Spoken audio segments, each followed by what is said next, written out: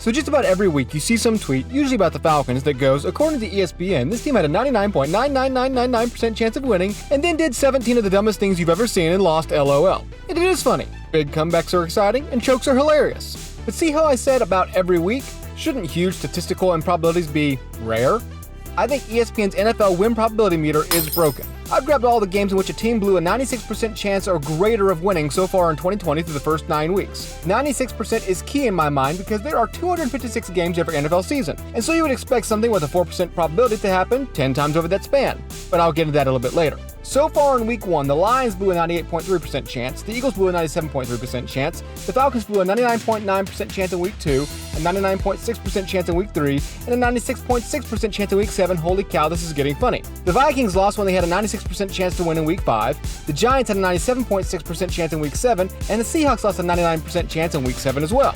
That's already 8 times in just over half a season when the odds say it should happen 10 times max in a whole season. Plus, every time those numbers tick up 1 degree, it makes them that much more improbable. And here's where my dumbness shows through. I'm still not sure what these numbers mean. Is this really supposed to happen in 4% of the games? Because a lot of games never get close to that kind of probability until the final seconds. So does that mean that in 4% of that exact scenario a team will rally? Because if so, then the numbers are even further off. Also, the probability meter goes way too high, way too fast. Take week 1, Colts-Jags. According to this math machine, with 34 minutes to play, trailing by a single touchdown and with the ball, Jacksonville had less than a 15% chance to win.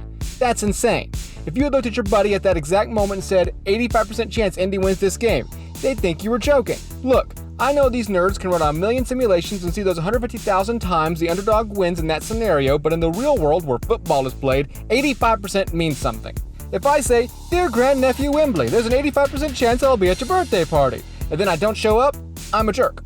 Last example that proves they just don't get football. Chiefs-Chargers, LA up 8. They have the ball, but they have the entire fourth quarter to play. The win probability is at 87.8%. That's just way, way too high.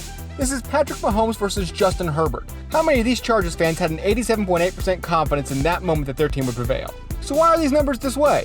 Maybe we're just too dumb to understand. Maybe they've overloaded the system with too much data and the probability meter just can't keep up.